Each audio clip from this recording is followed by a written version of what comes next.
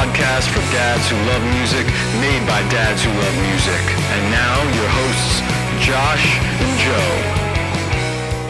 Hello, and welcome to Dad Rocks, the podcast about being a dad and loving music and how the two intersect in our lives. I'm Josh, and I'm here with my co-host, Joe. What's going on, Josh? And our producer, Steve. Hey, guys. On this episode, we are going to close out and look back on this almost back to normal year of 2021. We'll discuss our favorite moments from the podcast, memorable events in our personal lives, and of course, our favorite music from this year. We're also excited to welcome back to the show writer and podcaster Rob Mitchum, who's going to be here to discuss and analyze his annual Album of the Year data chart, as well as talk about his personal favorite music of the year. It should be a really fun show, so let's get to it.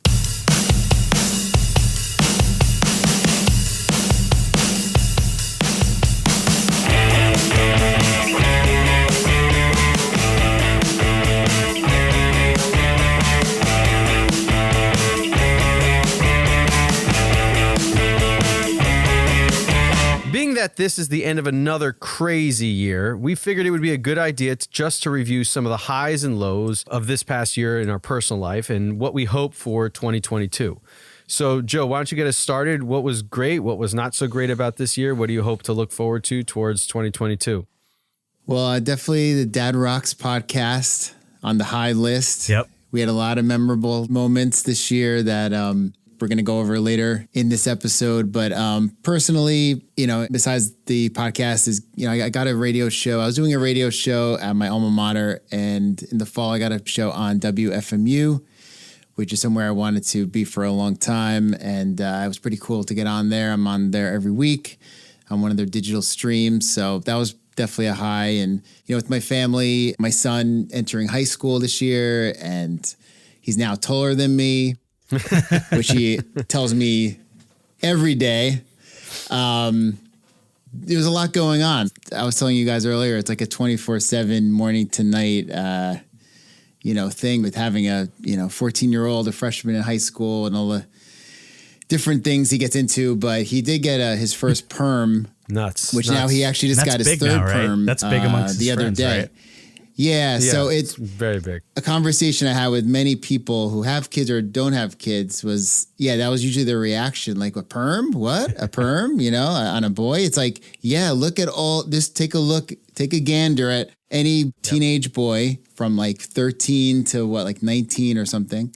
And a lot of them, a large majority, have curly, hair from perm. Usually it's not natural. Some of them are natural, but you really wanted to get it because of soccer players, or who's getting these? It's just like the style. I mean, he's shown me dozens and dozens of YouTube videos on boys getting perms, and again, he just got his third one because it grows out, and he looks good. I mean, he's a handsome kid, so he's had different hairstyles over the years. He had the Ronaldo hair and the blonde tips, hair years ago, more like the Beckham style. I mean, he's had different hairstyles, but he makes it work for him. So he had that. And then he also was dying to get earrings, which I brought him to the mall. This is about maybe a month and a half ago now.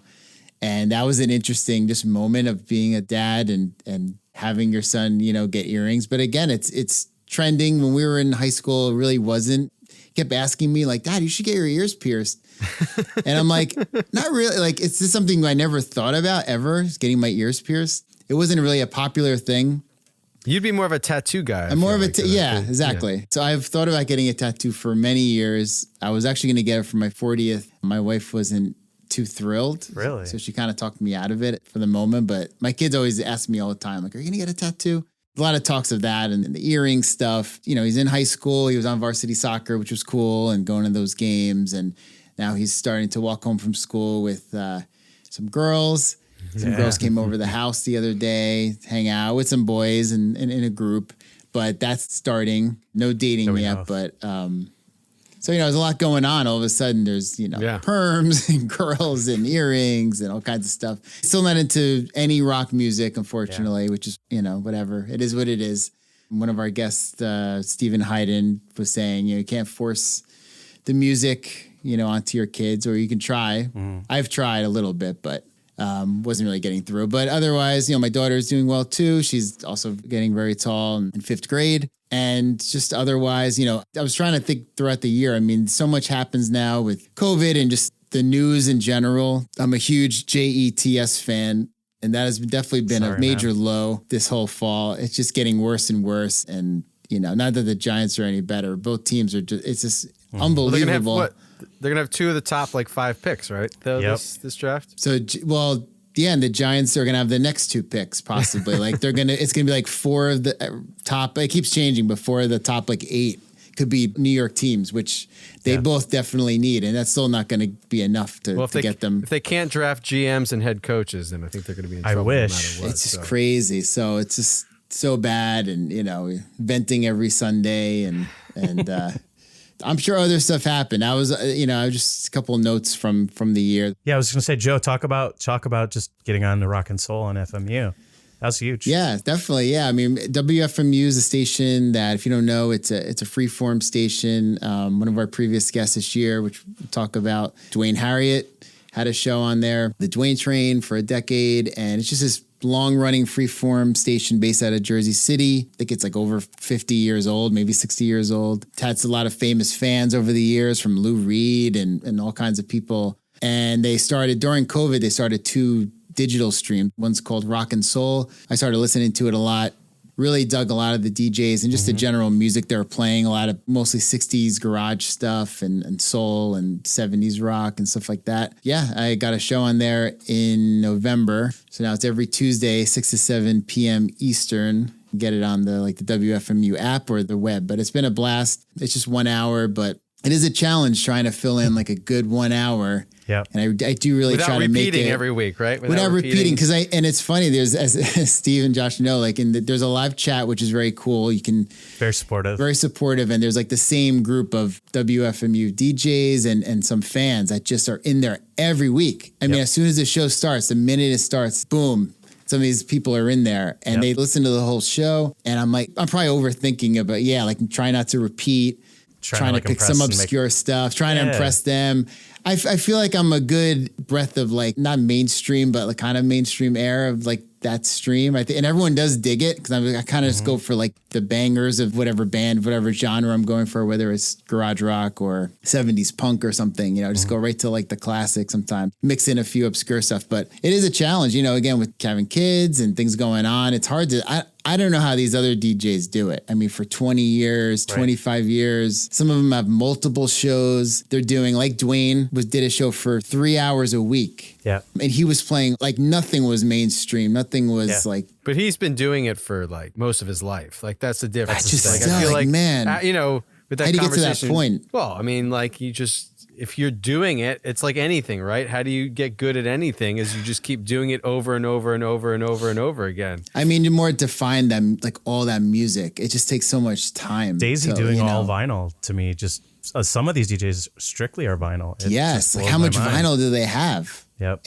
Week after week is just new stuff. They never repeat. So it's pretty impressive. I definitely recommend everyone just checking out the station and check out my show. But WFMU is a great resource to find music. If you find, the right show for what you're into, there's a couple of cool rock shows on there that I definitely lean on to find new music. Everything's archived. All the playlists are up there. So it's definitely been a bright spot. I was just working on it right before here. And it's you try to theme it up too a little bit. My music tastes are definitely, as I was growing up, very mainstream, very I leaned a lot on rock radio, New York rock radio. It's really just been the last 5 to 10 years, maybe, with the advent of Spotify's, which I know is evil in many ways, but in other ways, it's very easy to, find different things and be exposed to different music. So, but that's definitely been a high for sure. And, for 2022, just obviously we'll talk about it later, try to stay safe, and COVID's ramping up again. One of our buddies just told us he has COVID, and a lot of other people, that we all know have it. It's crazy. So, I mean, that was basically my year. Josh, when you go next? Obviously, doing this podcast has been a highlight, specifically with all the great guests that we've had, many of whom I'm still really surprised were even willing to come on to the show. We'll talk about some of them later. I've also become a little obsessed with things about the show, specifically the statistics, which is not a bad thing because it helps keep me focused on making sure that we keep things going, that, it's interesting to see where our listeners are coming from, how many listeners we have per day, that kind of stuff. Mm-hmm. But the big highlight for me this year was playing 2 gigs with my cover band. When this pandemic started, it was a really long time for me not playing live, but I was able to play a wedding in June, which was a little nerve-wracking at first because I was a little nervous about practicing in a basement with 5 other guys for hours at a time. Luckily, we were in a spot where their windows were open. We could ventilate. So that made me, a little less anxious. And then just the gig itself, it was going to be in this room, 150 people, most of whom I knew were not going to be masked, may or may not have been vaccinated. So for me to play that gig, which was super fun, looking back, it was going to be my let's get back to normal. This is what the new normal is, whatever kind of moment. And so I was like, okay, I did this. I survived. I'm ready to go. And then, of course, the Delta wave hit like a month later. So that was, a little jarring. But it was so fun to play that wedding gig. And then in September, we got to play at a local porch fest. And so we were playing on someone's porch. And that was super fun. But the best part about it was that we never practiced. We literally just talked to each other and we're like, here's the songs, practice on your own, because we didn't have time to practice because the gig kind of came up last second. And then, Joe will understand this. We could not hear or see each other. Like I was on one end of a wraparound porch and the bass player was on the opposite end. So we could not even communicate visually looking at each other. Hard. We just had to listen to one person kind of and just go with it. So wow. It was super fun because we ended up crushing the gig. It was we probably played the best that we played, in a long time. In general, just playing those gigs were super fun and just getting those muscles going again. Sadly, of course, it's been, 5 months since I've played with anyone at this point, 4 months. So that's been, hopefully, next year we'll be able to play again if things get back to more normal. But another great thing about this past year was, having not seen a show since October 2019. Yep. I got to see 2 shows kind of within a 4-day time period in September. Of course, I wish I got to see more shows, but I saw Dawes in Central Park and they were fantastic. Central Park Summer Stage is my perfect outdoor venue. It's such a small, intimate space. It's easy to get to. There's always parking. They have great food, great, beer selections. And the sound is almost always perfect. It was a beautiful night. The crowd was real chill, wasn't too packed. And I just had a great time. And then, we all got to see Neil Francis at the Mercury Lounge. Yep. Great show, obviously hanging out and seeing it together was fantastic. And even though it was kind of nerve-wracking being in such a small space, especially looking now at what happened with the LCD Sound System shows, the fact that we came out of it unscathed is fantastic. But it was such a great show. And I the only thing I regret is not seeing, bands like My Morning Jacket who came around. But it is what it is. Another highlight was going to Florida. It was the first time my son got to fly, and he was able to see his great-grandparents for the first time in almost 2 years. But the actual flying part was not great, as Joe probably knows. When you fly with a toddler, it's not always the best. It wasn't ear issues with my son. It was the kicking the seat in front of him both ways. We were able to see, like I said, my wife's grandparents, my son's great-grandparents. We got to go to the beach. We got to go in the pool. He had a great time there. We got to see my aunt and cousins. So it was great being able to travel this year. And we later went to Margate, so another beach trip, which was super fun. Parenting wise, it's just been great seeing my son become a real kid. And it's amazing seeing his growth, especially cognitively the last year. He's able to talk in full sentences. He's able to make up stories. His imagination has just exploded. He always wants to tell stories about his stuffed animals. He's playing pretend with his toys, making voices for them. He loves solving puzzles, playing with his Duplos and Magnetiles. And he's just always wants to know how things work. He's, interested in so many things. He's singing songs. He's making up his own lyrics. I sent you guys a video about, a couple of weeks ago. We were dancing and jamming out to Helter Skelter by the Beatles. And he was just screaming his own lyrics and dancing in what could only be described as an attempt at breakdancing, even though he doesn't know how to breakdance. He was just kind of going crazy, which was amazing. But he was instead of, trying to sing along with the words, he was going, ah, ah, ah, ah, ah, ah, ah, ah. So it was, this situation of just like enjoying the moment. And, you know, for the next couple of days, he just wanted to dance to only vinyl records, which was great. You know, he only wanted me to put the records on.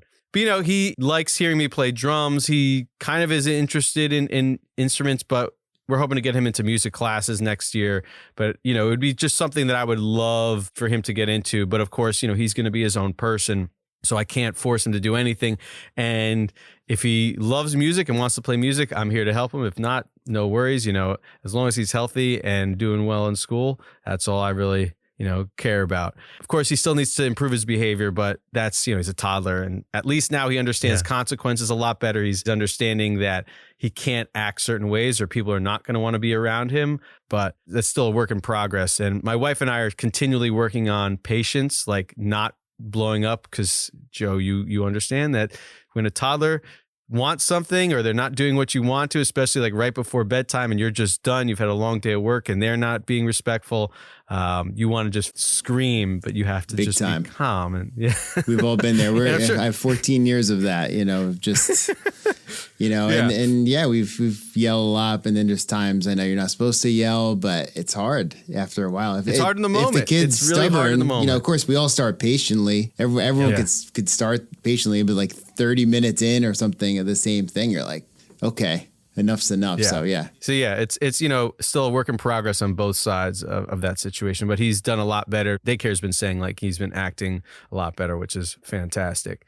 Overall, you know, for what it was, my 2021 wasn't terrible. It wasn't fantastic. But Steve, what about you? Yeah. So the biggest highlight besides this podcast and like our really good guests that we were able to land this year was the return to live music. I felt that, like Josh had mentioned and Joe had mentioned, was we weren't sure that was going to happen, how that was going to happen. And the Foo Fighters show that Joe, Graham, and I ended up going with Rashmi, we had a great time. And it was what we even knew what to expect about how to attend a concert. You know, there was vaccine checks and everything like that, but it was just great to get back to live music. But every show I saw this year seemed to be, you know, every band was like relishing in the moment. They were giving it their all. And yeah, it felt great. It felt great to go to a Hanukkah show, Viola Tango. It felt great to see the OCs, who is like a band that will probably end up being like one of my most favorite live bands I've ever seen.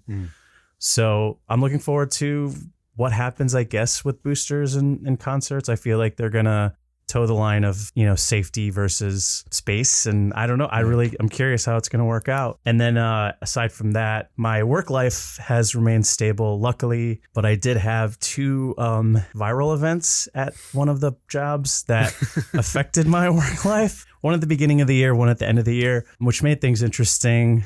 I will leave that up to the ether. But yeah, it was, you know, same thing, though. Just very blessed to do work remotely, do what we're doing here in my job too, like setting up Zooms and cutting promos and making sure it all looks good. So very happy about that. And then I did 2 things that are kind of related to what I eventually want to do, which was I always wanted to do a streamed vinyl show. And so I built a set of shelves behind me. I always wanted to do it anyway, to hold my records in like a presentable way, because I have just like the shelf in my closet. Went forward with that and really proud of it. But then I eventually wanted to do something else kind of special. And I followed a girl that I had found who had built a Addams Family, I guess you would call it a miniature home. Yeah. And it kind of went viral. So I added her on Facebook, followed her group for a while, and I was like, is this going to be like really insanely expensive if I ask her, you know, for something? And she had made something that blew my mind, which was a music room, and it was, you know, amps, a little bit of like a mini bar, and I think it had some stereo equipment. And I was like, okay, I want a form of that. Like, can you do that for me? And she had done it in a guitar, like hollowed out. And I was super into that. And I was like, okay, if, you know, and I kind of like gripped my teeth and I was like, how much are you going to charge for it? She gave me the quote and I was just like, okay, this is amazing. Like eventually she's going to charge like 5 to 6 times this rate for sure. She's kind of, I guess, up and coming in that world. So that's in progress. And I kind of was thinking that will be, you know, something that'll feature on the wall. Same thing like when I end up doing like a streamed show. There's a guy you guys might have seen. I think I told Joe about this guy. He's, I think, Turkish, but he just sets up a camera like overhead of 2 turntables. He has a really nice room and it's just like a cool vibe. And I was like, I kind of want to do a form of that, but I want to interact more. Like he doesn't really talk to the audience. He doesn't really, I kind of want to do some form of like educational thing or some form of almost like a theme per stream. So yeah, looking forward to that. Looking forward to the weather getting warmer. And yeah, I just, when we talk about just the show in general, I think that like huge point of pride for me has always been that we have always done really good research and like really good at like, I guess, dealing with the interviews, like that's something that I think has made me feel so proud this year. Like I look back and I listen to the interviews and we really were able to like get deep with a lot of people. So that was like a huge highlight for me. Yeah, well, let's go right into that then. I feel like, you're right. I think we've also been fortunate that we've been able to get people we know and we wanted on the show instead of someone being like, hey, do you want this person? We're like, who is this person? Then we have to do research on them. But, but because it's been people that we've wanted on the show. Yep. And it's also been great, in general, that people have gone deep without us really pushing. Totally. Like, I feel like the Dwayne Harriet show, I went into it pretty much like knowing nothing about him, listening to his show a few times, doing very little research. I think Joe and Steve, you guys knew him a little bit more, but not even that much. And then he just went off on this huge, like, major tangent about all the different music that he's listened to in his life. And he got real deep and mentioned a lot of bands we had no idea about, but we just kind of let him go. And it just turned out to be an amazing interview.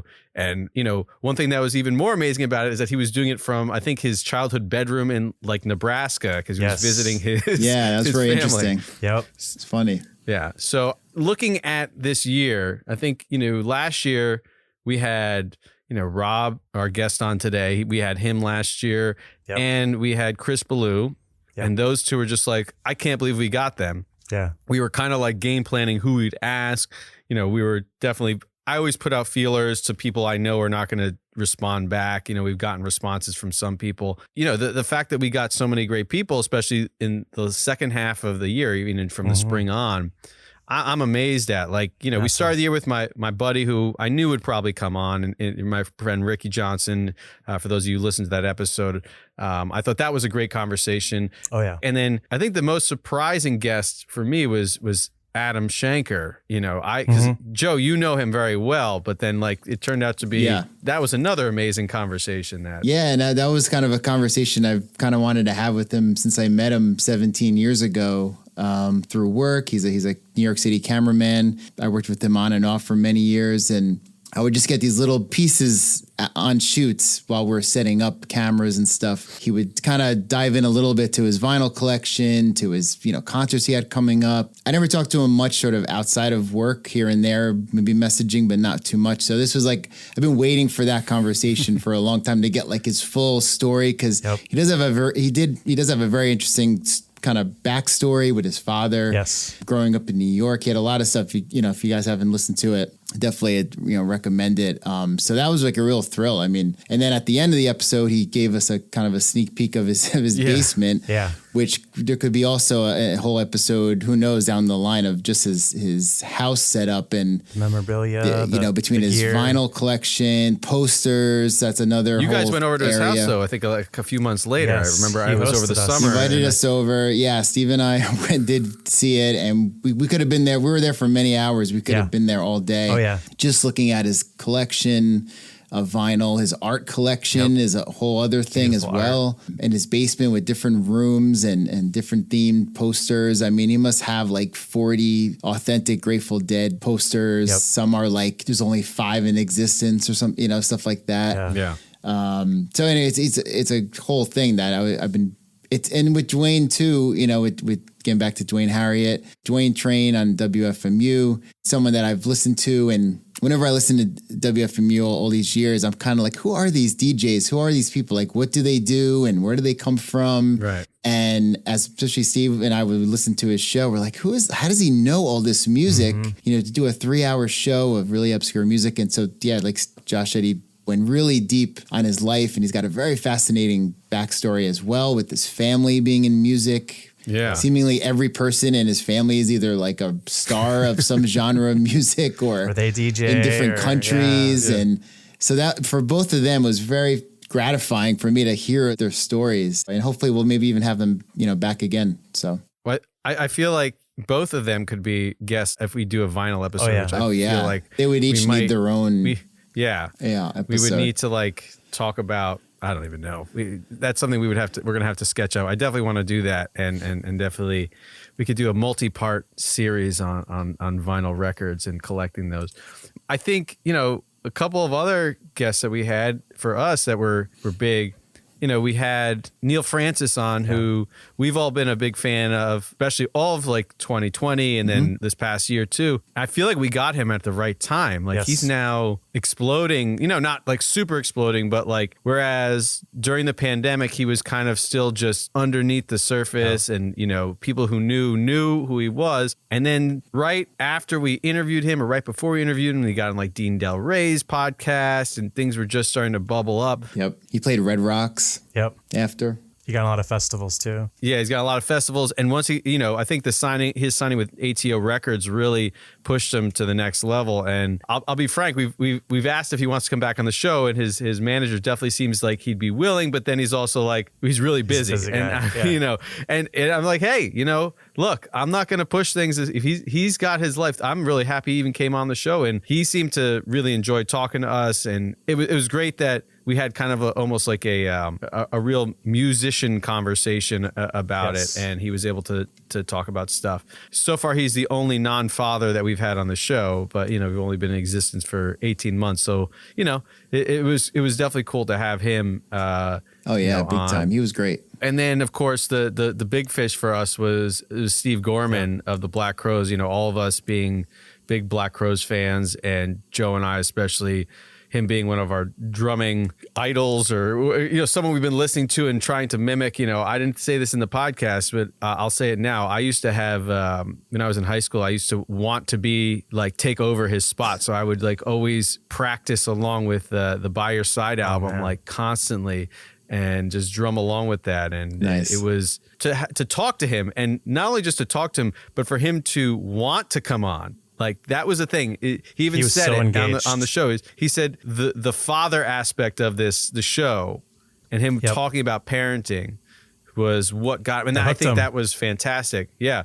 And then he was willing to talk about whatever else we wanted to. We could have talked to him for like 7 hours, but and still not gotten through. Yeah, it was a thrill. I mean, like Josh said, I've been listening to him since the first album. That was one of the first CDs I ever bought, 1990, Shake Your Moneymaker, and it's just, as we're on the Zoom with him, it was a little surreal for sure. This is someone that we've talked about. Talked a lot about his book that he wrote on the Black Crowes, and like you said, we're all huge fans. We've all seen him live many times, so it was amazing, and he was so good. Like you said, we could have talked to him for hours and hours. Just all the guests this year were they went into really long stories.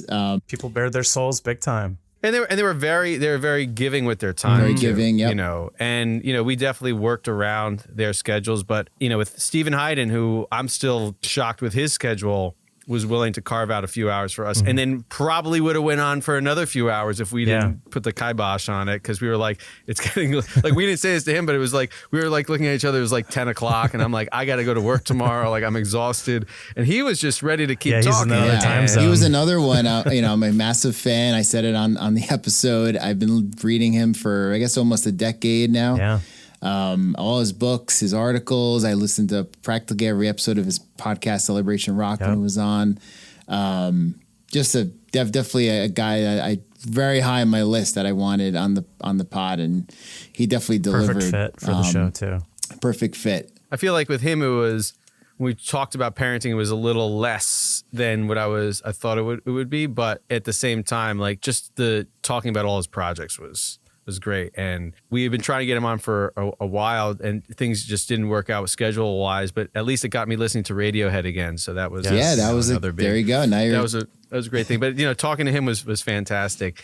And of course, our last, well, besides Rob, who's on today, our most recent guest, Jesse Thorne, that was, while it had very little to do with music, and I wish we had more time and got into more of the music aspect, because the brief conversation we had about his style of music and the hip hop that he listens to, obviously we don't or at least I don't. Maybe Steve, Not as you much. do. He's definitely goes Not as much, goes more yeah. deeper, but yeah, like You can see he has a real deep knowledge of it. Yeah. And of lyrics. I mean, there's too, so like was yeah. spouting them off the top of his head. And we didn't also talk much about podcasting in general, which is something I wanted to talk about, which I'm glad, we didn't, because what he talked about his father and also about having a transgendered child and all of that and helping others, the emotion that came out of him and his willingness, obviously he didn't get as deep as he probably could have. Right. But it was much deeper than I anticipated. Me too. He was much more generous with what he was saying, and just the fact that he was, the time, like when he popped on, he's like, I'm trying to sell my car. This guy's here. I'll be back in a few minutes. And then later on in the show, like he was like, I got a parent teacher conference later. He didn't really want to go to it, but the fact that he still fit us in, and he's running a major podcasting network and doing his own shows. Yeah, and has that was 3 fantastic. kids. For that I was expecting one thing and got much more than I anticipated. But he's also just great. Like he's just a good person. Like he's just a good human being. Yeah. And his parenting discussions were fantastic. Like again, definitely. having the relationship between him and his father. Yeah. If you listen to that, it's probably the episode where we interject the least, or at least, especially for me, because what are you going to interject? Yeah. Like other than like asking about baseball when it comes up. At the end, 80s baseball. No, he was great, and he was someone that I knew of for a long time, and it was cool to learn his story. For sure. Yeah, I was just again shocked that he was willing to come on and kind of wanted to come on and did the show and gave us our time. Just like all of our guests, who I thank. If any of you guys are listening, which is would be amazing if you are. Thank you so much. We really appreciate your time and just the generosity you gave to us. But yeah, it was a great year for the podcast. I'm glad we're keep it going. Thanks again, guys, for listening, and stay tuned for the interview with Rob Mitchum. Hey, it's Neil Francis, and you're listening to Dad Rocks.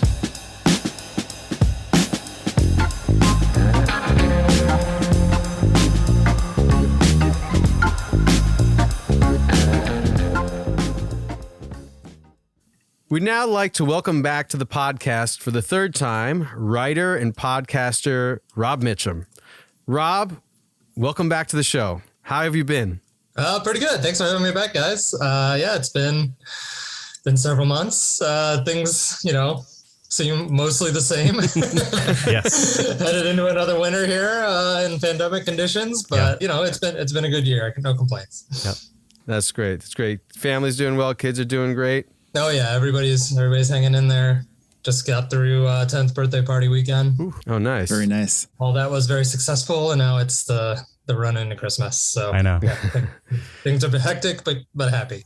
That's good. I was taking a computer science class earlier this year, and one of my classmates actually quoted one of your articles. I forget. I think it was on probably on digital learning or something like that. I think it was the dark patterns one, right? Yes, that's what it was. Yes, yeah. yes, the dark patterns about how companies are using data to mine us, to find out what we want.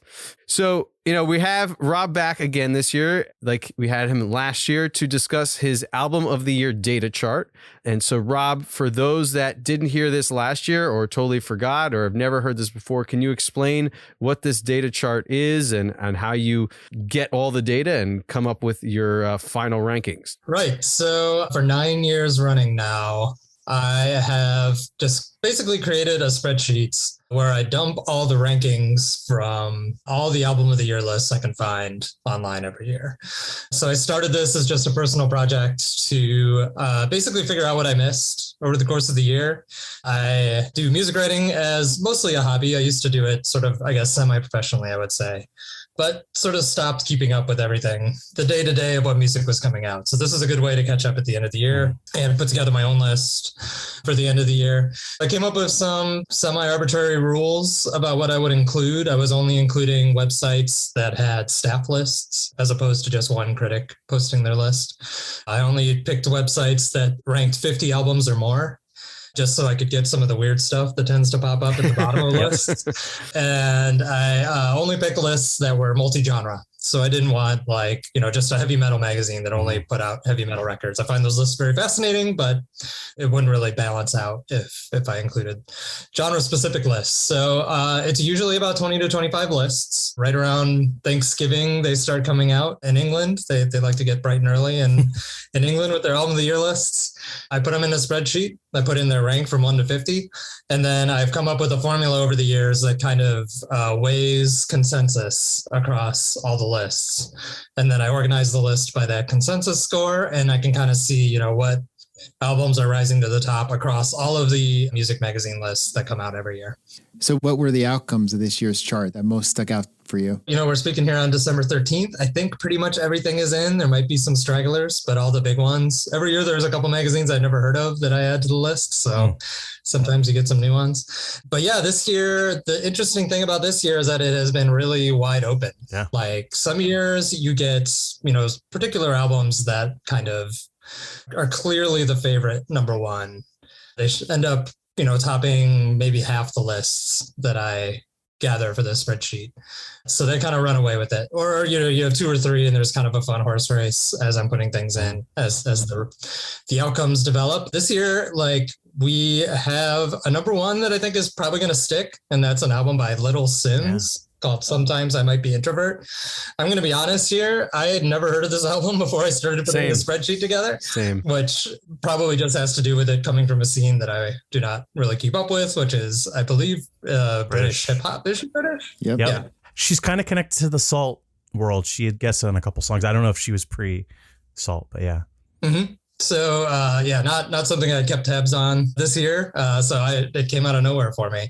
She has picked up a couple more lists just in the last update I did. And so she's now been number one on 5 of the lists that I've compiled. Wow. And that's out of 26 total. So 5 of 26, which is a little bit makes her more of a clear favorite than she was like a few days ago when the front runners were all around 1 or 2 number ones as far as being at the very top of different lists. She's pulled away a little bit with that. But after that, it's just a bunch of albums that are pretty tightly packed as far as where they appear on the consensus score. Yeah, I mean, I think your number 2 is Tyler, the Creator. I mean, I listened to some of it. It's definitely not my bag at all. And I think someone, I don't know if it was commented on your, on a tweet somewhere, was basically like, is this just something that critics love? Because it was almost like, I guess, I don't know if anyone, I mean, obviously he has tens of millions of plays on this album, but it was almost just like, do you have any comment on that? I don't know, because I didn't even know the album existed until this list, and I listened to it and I was like, Every year, I feel like a little bit more of an alien collecting this data because I was just about to say that. Yeah, like 10, 15 years ago, closer to 15 now, I guess. I used to know everything on the list. I had an opinion on everything I put on there. If there was an album I hadn't heard of, I could listen to it, 10 times real quick and developed an opinion on it because I liked having opinions on things. Now it is totally shifted to being like, oh, they put out an album this year? Oh, I've never even heard of this person. What do they sound like? And so, I mean, there's things that are very fun about that too. Sure. And it's pleasant surprises. Yeah, exactly. The purpose has shifted a little bit, but it's because I started it, more as a music discovery project than as like a music commentary, I guess. That maybe that's even better. That now I have more things to explore. So yeah, Tyler, the Creator is one who I remember, of course, way back from like Odd Future when that came up. Wasn't really into them at that time and haven't really kept up with his solo career. So I was, I guess not surprised that he was still putting out albums, but that he was still so highly regarded that it would be a top 10 record. I figured he'd be like a middle of the road kind of guy forever. But I will admit I have not listened to that one yet, but people do seem to like it that I trust. I was actually surprised and still remain surprised, but yet in a way it's like you were saying, how it's being so wide open is that the Floating Points, Pharoah Sanders, London Symphony Orchestra album is in the top 5 and it's holding its ranking. It's interesting that it's a meditative album. It's interesting that it's a jazz album. And it's interesting that it almost sent ripples through the music community, like the music critic community for sure on Twitter was losing their mind over it. So I was just curious what your thoughts. Have you listened to it, or why do you think it had that staying power? Yeah, that's one that I did listen to a lot this year. And yeah, I put a genre column in my spreadsheet, and sometimes it gets really tricky. And that one is one that is very tricky. I usually let the internet decide for me. If I can't decide, I just like search the album and find what genre it is. Sometimes if it's like a really crazy micro genre, I simplify it a little bit. This one, the first genre name that popped up for it was classical, I guess, because of the London Symphony Orchestra part. So I was like, all right, I'm going to put in classical. And now I kind of love that there's all this hip hop and indie and punk and rock in the top. And then just out of nowhere, there's a classical album at number 4, holding strong. Yeah, fascinating album because, you know, it's electronic. It's got this legend of jazz. It's got the London Symphony Orchestra. It's, very ambient electronic. It's not, like a dance record by any means. No. I will admit that I haven't totally connected with it. Like I would not put it in my top 10 at this point, but I love that an album like that has connected across, so many lists. There was a great feature on Pitchfork just a couple of days ago by Philip Sherburne, who writes about a lot of electronic music, where he talked about sort of the trend of ambient jazz, basically. And that the Floating Points record was the big sort of headliner for that. But there's a bunch of other interesting albums in that genre, some of which I've checked out it's a sound that really appeals to me. It's a description that really appeals to me. So I find it sort of an exciting movement, even if this particular album didn't totally click. I know, yeah. I didn't even know this album existed until this list, but I listened to it now because, Pharoah Sanders, I'm going to listen to that. And it was definitely interesting because, and for it to be such, as Steve said, a meditative, like, it was very repetitive. It's like 7 movements on the same theme almost. And it's the fact that, again, maybe it's because of the pandemic and people were just so had that mindset for that to be so high. Obviously it looks like, Mojo, which is a British magazine, right? That was up there. Paste always has kind of a unique take on stuff, and they're always kind of out there. Just to see those as that's their number 1 album, kind of isn't that surprising. I feel like this wouldn't be something that would get picked up by like a Rolling Stone or even like a Spin. I don't know if Spin even exists anymore, that kind of stuff. So it is great to see something like that out there. But at the same time, you have someone like Amdou Mokhtar, which is, this African rock. And I have a personal connection to that because the bass player was a camper of mine way back when. He's legitimately the best bass player I've ever played with in my life. And this was when he was like in his teens. But to see like, I know he's been a darling of like kind of like the critics for a while, but to see that he's, up there again, that it's still like not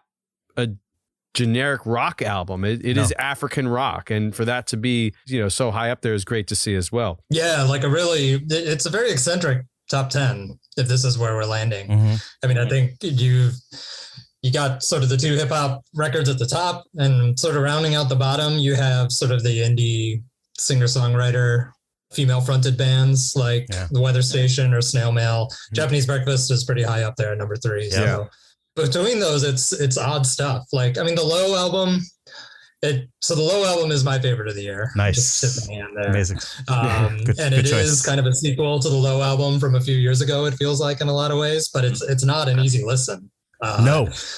It might be the most intense record of these. Agreed. Unless Tyler, the Creator, had made a really intense record, which he might have. The Low album is probably the toughest listen of all of these, because the Floating Points record, as odd as it is, you could put it on in the background and like your parents aren't gonna complain. Agreed. That's definitely an ambient, like that's a good studying music or just doing work to. Exactly. Chill beats to study to. Yeah. The Low album's sound is so jagged and experimental, and it's also like almost sounds hymnal in points. Yeah. That's what I really love about it, is that the music is so intense and so uncomfortable.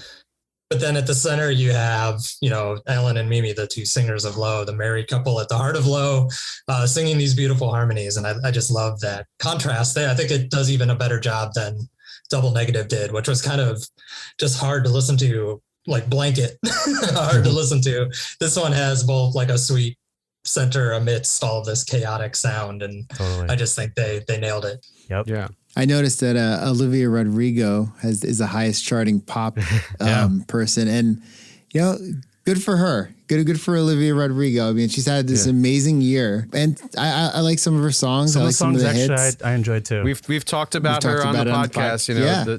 that opening track was definitely Brutal. I love randomly Brutal. listened to it, and Yeah. it was definitely like, what is this? I can't. And then like the rest is just pop music, and it's definitely a really cool. Good for you cool is thing to is see. a very catchy song. Huge, Yeah. you know. I think we may have talked about this last year, but like Yeah. my kids really got into pop radio. I think they started getting into it last year, and then this year they like doubled down on it to the point that I don't have control of the car stereo anymore. It's Oh, like no. only pop radio. Oh, no. That's in how the it car. goes. Let me tell you. Yes. And so Olivia Rodrigo has been huge in our family. My son started taking guitar lessons, and Brutal was one of the first songs they taught them. It's got a nice, Interesting. easy Yeah. to teach beginner guitar players. I'm surprised she's not higher. I think it's a little bit the bias of the lists that I choose. Because I choose, publications that list at least 50 albums, they tend to be less pop centric. Yeah. Whereas if you include like the Washington Post critics top 10 albums, I'm sure Olivia Rodrigo's in there and like things of the, in that world. But yeah, I mean, I think in terms of cultural impact, she deserves to be way high up there. I think you're even starting to hear like knockoffs of her. Like she's brought this like alternative rock sort of sound back to pop radio in a way where you like a year ago you had sort of dreary like Billie Eilish type stuff. Yep. I guess was everywhere. And now I just heard blanking on her name. Who did Skater Boy? Oh, Avril Lavigne. She has a new song that sounds exactly like an Olivia Rodrigo. Oh, wow. Interesting. Yeah, I think, I'm not wild about her. There's stuff I like more on pop radio even, but I think definitely she deserves to be, in the top 20 where she is. And there's a lot of pop people that put out albums, but did not even barely register. Like the Lord album, I think only was on 2 lists. That was a big shocker. The Billie Eilish one did okay, but it's it's kind of down there given what you might imagine. That Silk Sonic record I hear all the time on the radio, Bruno Mars and Anderson .Paak. That was more of a disappointment. Like I was really hyped up for that. Tipping my hand, one of the songs on there is one of my favorite of the year. Whenever you have these super groups, it's always like the expectations are like sky high, and then it just comes out to be like a good album, but it's like, oh, you wish it was a little bit better. But I was more surprised, and I'm going into it maybe just because of the name, I would have expected Adele to be a lot higher, just because it seems like whatever she puts out is going to be amazing. And not to say that it wasn't. And it wasn't a good album. I listened to some of it. It was definitely a much more personal album. Like some of the interlude stuff with her like talking to her son, and maybe that was it. But I definitely loved that it is really kind of like all over the place. In that, even like Courtney Barnett, I would have assumed would have been higher on the list than she was, because she is definitely like a critic's darling type deal. But then again, it's like, sometimes people make a couple great albums and then, they don't, sometimes they take a dip. Yeah. Or critics start taking them for granted. That happens a lot Also too. that, or like the Kanye West album barely registered, the Drake album barely registered. That was all you heard about for a couple of weeks, and then they just disappeared. True. So a lot of things you maybe would have thought would be up at the top just kind of got memory hold right away. Yep. So I'm happy though. I think it's a really interesting year, and I've still just like barely started to dig into it really. I'm excited to find some new favorites in it. Yeah. I never heard of, what was it? The Coral Island. I never heard of them. And it was definitely, that's like right up my alley of like power pop type stuff. Didn't realize this, it was their 5th album. And so it's like, that's another band that I'm going to have to go through and to check out, really appreciate this. Cause I mean, your list last year helped me discover or listen to a couple of bands. And then like after seeing Haim so high, I listened to their album last year and then just became obsessed with them for like a few months. And, this kind of stuff is so great to have. What was that tab that you did last year, Rob? That was like such a huge discovery tool. I forget. It was the ones that were like ranked highly, but only in like 1 or 2 blogs. That one was like super informative, I thought. Yeah, I've done this a few years. I haven't got around to it this year. Just like some under the hood talk. Last year, I had a data scientist who I worked with who wrote a script that would just automatically scrape the albums and put it into the spreadsheet for me, so I didn't have to do all the manual data entry, and I could do like other fun stuff. Well, he went and got a real job doing data science and didn't have time this year. So I've been just barely keeping up with the lists as they come out and haven't had a chance to do that. But yeah, it's called the Sleepers tab. It'll appear on there eventually, especially now that the lists are starting to slow down. Cool. But yeah, that's one where I just take the biggest difference between just the raw average consensus score, because the consensus penalizes you if you don't appear on a list. So if you're a really obscure record that only appears on 2 or 3 lists, but very highly, you won't show up on the general list, but you will rise to the top of the sleeper list. So that is always a good place to find eccentric records that a lot of people maybe had just missed. Yeah. I noticed too, looking at some of the trends I was trying to pick out of your chart, and last year it was a rumble, and now this year I feel like England dominated so many lists. It's crazy. The Little Sims album, like you mentioned, Idols, Salt, Wolf Alice, Floating Points, Black Country New Road, Black Midi, Dry Cleaning, Squid, and a bunch of others. And I'm just curious, even Wet Leg has kind of like had a lot of buzz with their singles. Do you see that something's just happening in the UK, or what do you think that is? Yeah, I always call this my Sleaford mods test. Like, so do you know Sleaford? I'm not sure how to say it, but they're like a British, I guess they're hip hop. They're kind of like noise rock / hip hop. And it's just like an angry British man yelling over hip hop beats. Yeah. It seems like they have an album every year. And all the UK magazines love it. The first few lists I put in, it's always in like the top 10. Yeah. I'm like, really? There's another Sleaford Mods album? I know. and then it just drops down as I put in more American lists. So, but this year there was another one, and it hasn't dropped as far as I expected. It's still hanging around like 22. Yeah. So I think I would love for it to be like a musical narrative about England producing great music. I think what might be happening is I think there's fewer American music magazines and maybe, the same or even more British music magazines. I think it has more to do with like the media landscape than the musical landscape, which is sad. I mean, you talked about Spin. You mentioned so Spin still does exist, so it's kind of like zombie Spin at this point. They only list 30 albums, so I don't include them on the list anymore. But that, would have been, one of the big heavy hitters every year. Totally. Like, what does Spin think are the top 50 albums? And now it's like inconsequential. Like, people don't even really know if they are still putting it out anymore. So I think what you're seeing there, the extra UK bias, is probably more that there's just a lot of music press in England, even to this day. So they've been able to put their thumb on the scale a little bit more when you put all these lists together. Josh and Steve know I went to London 2 years ago for a music festival, All Point East Music Fest, which was phenomenal. Strokes, Raconteurs, Courtney Barnett, Johnny Marr, Parquet Court. It was like indie rock or rock, like start top to bottom, which is hard to find here. But I told these guys, like, I saw in 5 minutes, like just the enthusiasm or the passion for that music, way more than any concert almost that I've been to here in, tri-state area. We went to Rough Trade Records. It was just the whole vibe there, just walking around. I was like, this is more my scene. This is like very music centered, I don't know, community over there. I could just tell just from being there for a week. So yeah. And I always think about the English scene, like, England is like the size of a state, right? Like one state of the United States. Yeah, true. So if a band is, small, but, catches some momentum, it's like the whole country hears about it and gets into it. Whereas here it would be like a slower crawl, or maybe it wouldn't even go outside of like New York.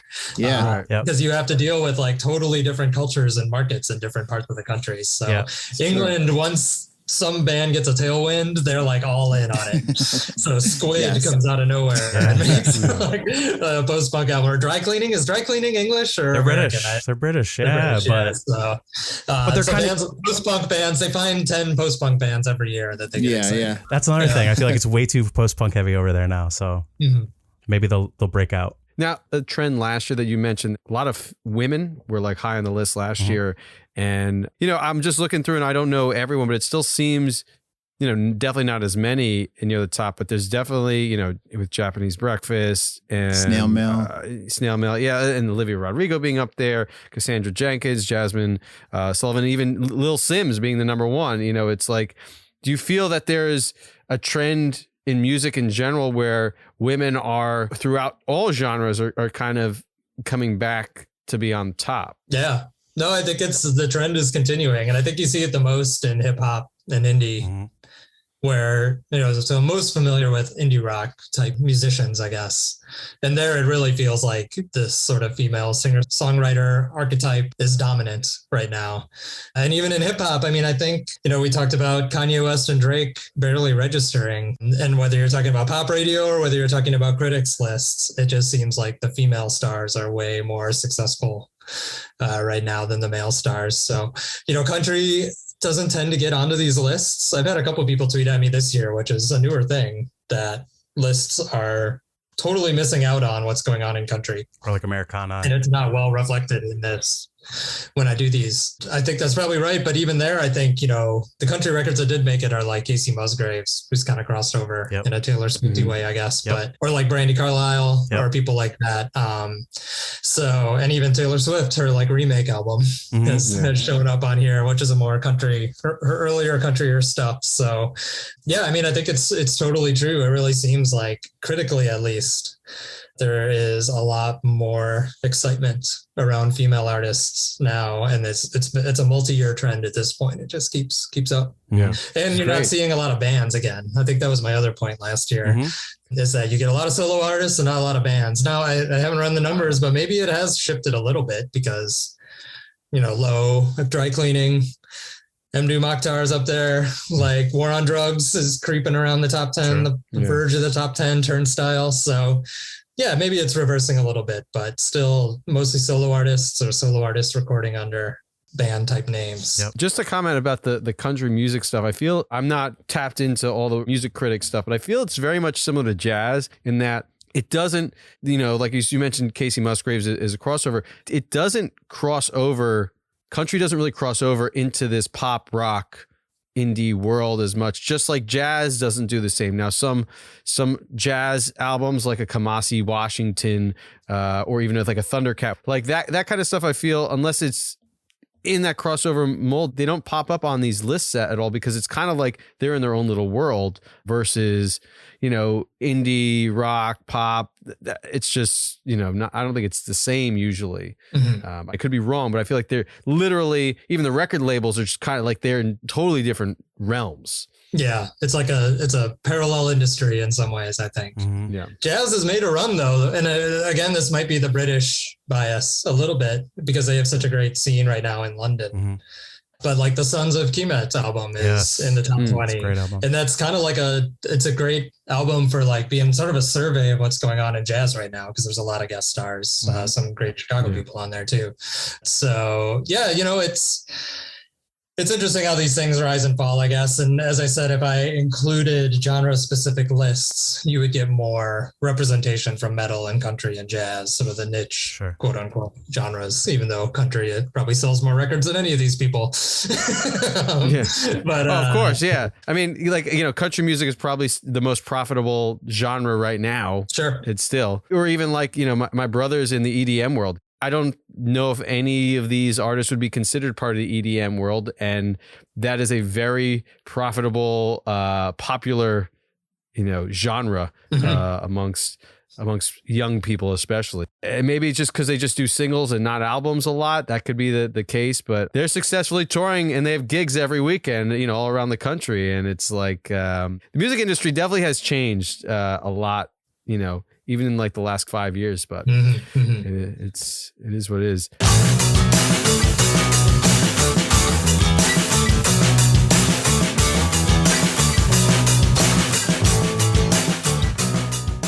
All right, so now we'll shift gears a little bit, and we're going to talk about our top albums, but we're going to give our top 3 favorite albums, top 3 favorite songs, and then because we are, not huge vinyl collectors, but well, Steve may be considered a huge vinyl collector. We're going to list our favorite vinyl release of the year. And who wants to go first? Steve, go ahead. Let's do it. Yeah, go ahead, Steve. Okay, so my top album of the year is a live album. And I had a hard time choosing a live album as my top album, but it kind of reflects what this year was, what had happened this year, in that I finally got to see the OCs live, but the Levitation Sessions album has gotten so much play for me. And even though it is a live album, I will say that it's the aesthetic that kind of drew me in. as being my top album of the year. The Levitation pressing is gorgeous. So it's my vinyl choice of the year too.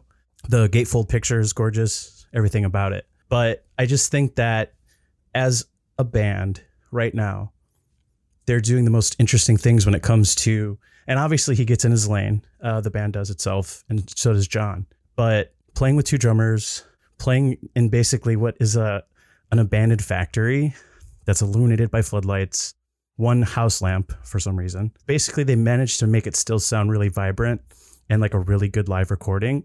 And so I think that's one of the reasons why I think I ranked it so high this year. And what's becoming a huge thing for me is that the OC's live actually, I think, sounds better than on record a lot. So songs on this album like The Dream, Web, Beat Quest, they're becoming my favorite versions.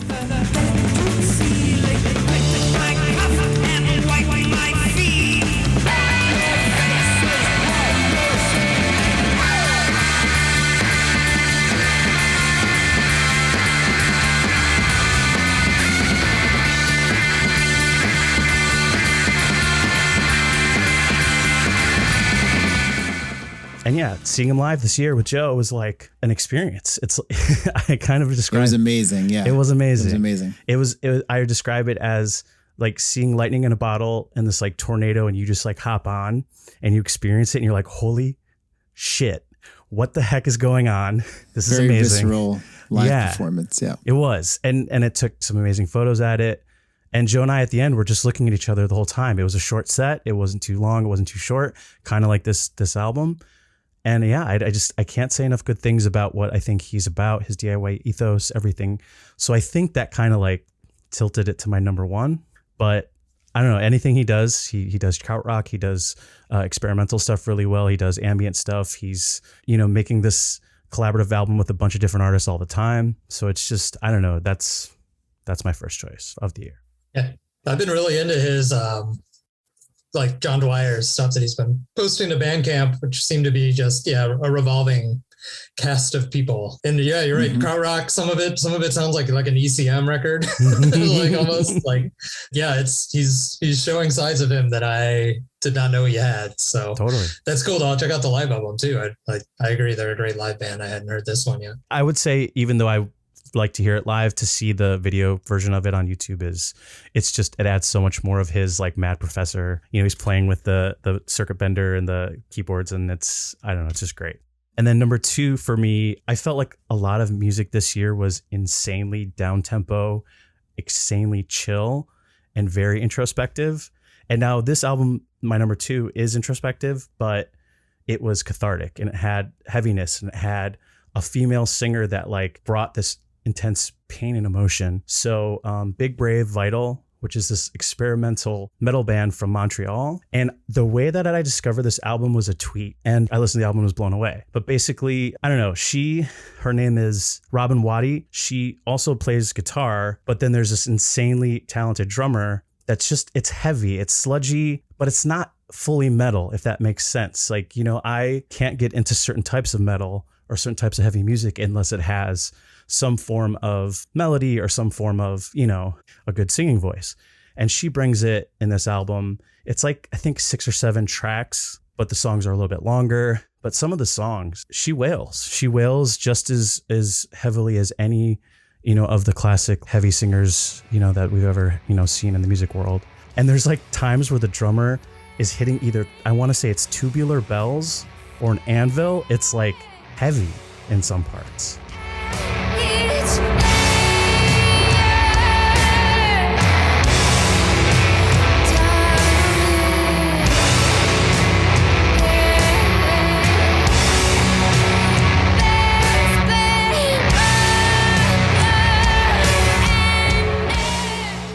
I can't stop playing the album. I definitely would say that it's got like some parts that have like a Soundgarden vibe, some parts that almost sound like Black Sabbath, but again, not riding in that lane too much. I feel like as much as, and I see that the OCs are kind of breaking out of his like krautrock mold, there's a lot of these bands in that world that stick to the like Black Sabbath sound alike. This album is definitely like not it, I think. Highly recommend it. And then, number 3, Lowe's Hey What completely stopped me in my tracks as soon as I heard it. The tones and harmonies, to me, like I was mentioning before, sound like neo-hymnals. And it almost was like a perfect soundtrack to the mourning that the world is going through in this pandemic in a certain way. Like I'm not saying that you don't want to like ease the pain, but these songs, I can just imagine you sitting sometimes and just feeling their vocals.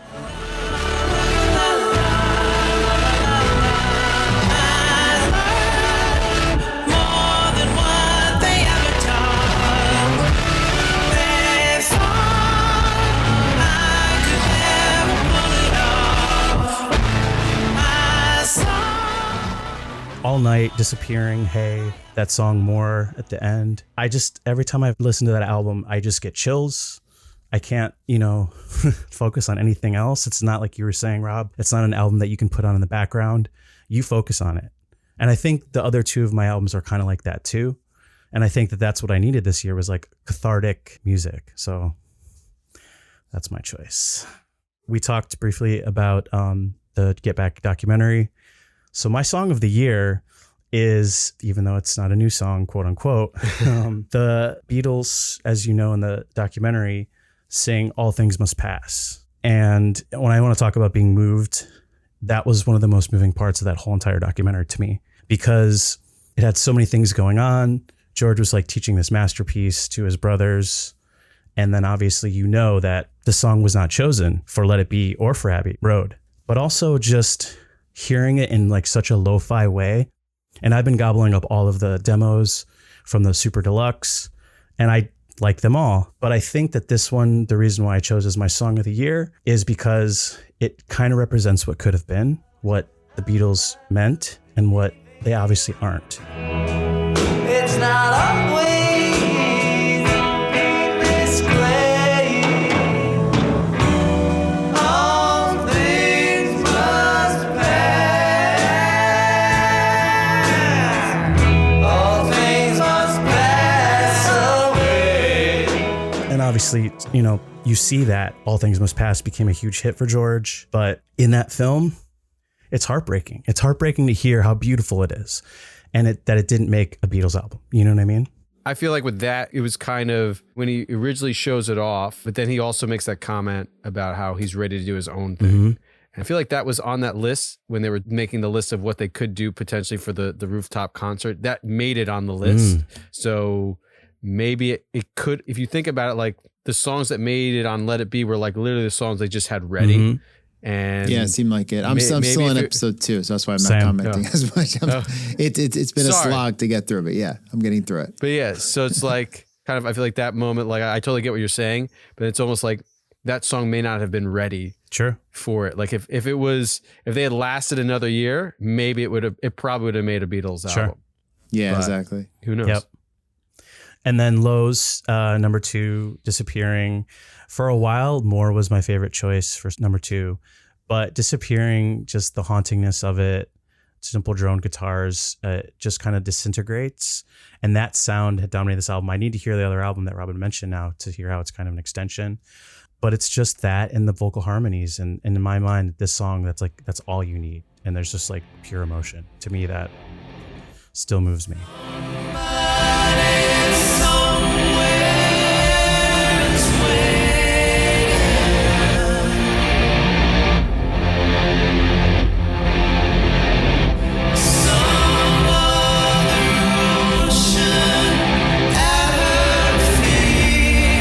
Cool, because I would have picked a totally different track off that record. Interesting. So even though we both found it, Days Like These to me would be my favorite. Beautiful. Favorite track of the entire year. Such an incredible song.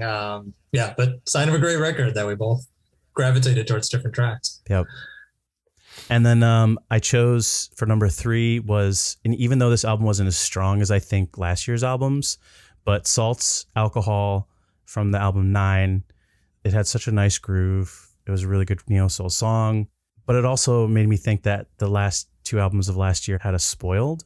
But simple songs to me this year also seem to like rise to the top. So this song is super simple groove, has background vocals that just kind of like repeat. And yet this song just had moved me so much. So it was very interesting. It was only supposed to be one.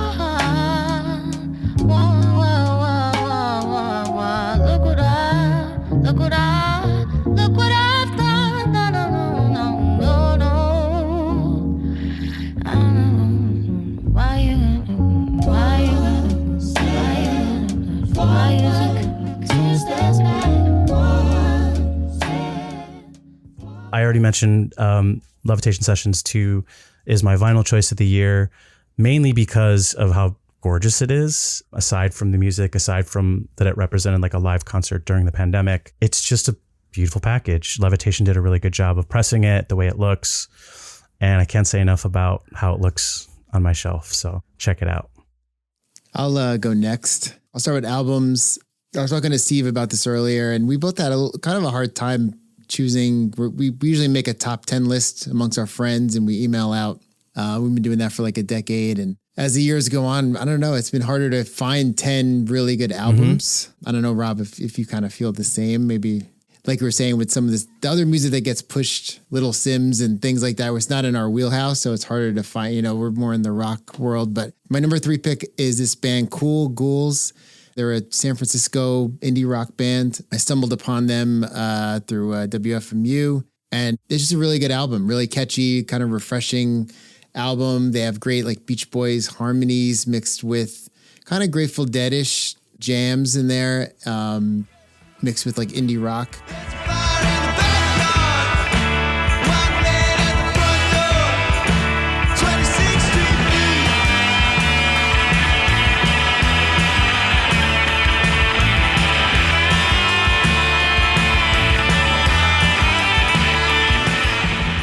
I don't know if they're on the chart. Probably not. It seems like no one really talks about them. It was a quiet album, man. But I think it's a really good album. I mean, I'm usually listening or kind of searching for catchy rock, catchy indie rock, catchy rock and roll. It's getting harder and harder to find quality. Oh yeah, this is catchy. This is good. It's, interesting. It's unique. They were on the Aquarium Drunkard list that Steve sent out today. Nice. They were. Good call. They were. I haven't checked that out yet. Good. That's I'm glad to hear that they're on there. I definitely have to check that out. But it is definitely a cool album. You had mentioned them early on in the year. I probably listened to them like for a few seconds, and then today when you mentioned them again, and then like I saw them on the list, I listened to the whole album, and it's definitely one that I want to listen to again. It might have been one of my top if I had listened to it more over the course of the year, but definitely a lot of we were talking about it before, like definitely that Beach Boys, Pet Sounds, Smile like era surfing style with lyrics and stuff. Yeah, and it definitely sounds like Todd Rundgren or even like the Lemon Twigs, like that kind of stuff. Number 2 is a band that I did see I'm happy to see on this chart, pretty high up. It's a band that me and Steve are very into. We should have seen them last Monday. Unfortunately, their singer and their guitar player got COVID while they were in England. And they had to cancel the show in Brooklyn. It's Amyl and the Sniffers. Their album is Comfort to Me. Also a great vinyl. Just refreshing, awesome, kick-ass punk rock from Australia, led by this woman, Amy, who's just a firecracker on stage. And me and Steve Pure were energy. anxious to see that live. Yeah. Unfortunately, we're going to have to wait till probably May. They're coming around New York again. Yep. But and I saw them briefly at that London festival. They were on like the B stage. And me and my buddy were like way far back, just kind of getting beers and walking around. And we both turned like, who is that? And we kind of darted to the stage because she's just like going crazy on stage and kind of really captivating. But the album's really good. Yep. Some really strong tracks.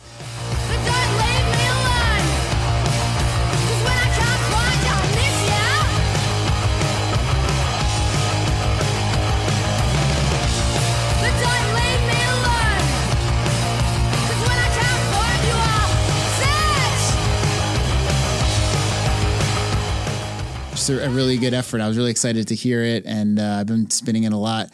My number 1, I kind of echo everything that Steve said because me and him were like obsessed with the OCs this year in 2021. Pretty much, yeah. Go John Dwyer, and Levitation Sessions 2, definitely number 1.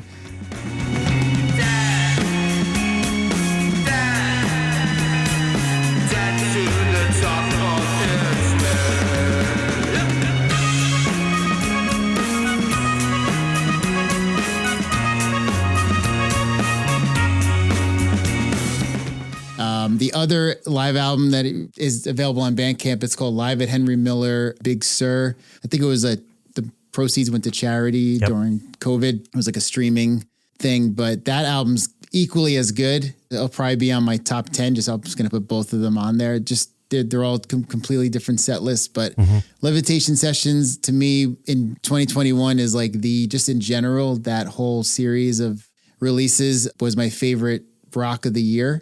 There was one with Ty Segall, one with his band Fuzz, Night Beats. There was, and then there was Slift. Slift was amazing. Which is a great one that me and Steve are also waiting on for seemingly forever to get this vinyl. Maybe comes in a couple weeks. Being shipped from around the world. It's not happening.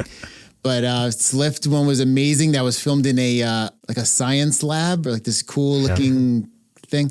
Yeah, I mean, Steve summed it up perfectly. That, you know, we saw the show fall. They were great. To me, they were just like, again, really refreshing rock, just catchy, but also, you know, they mix in a lot of different elements, psych rock and stuff like that. My songs, in no particular order, Security by Emil and the Sniffers. Amazing song. I'm not looking for trouble, I'm looking for love, I'm looking for love. Will you let me in your heart, let me in your heart, let me in your club?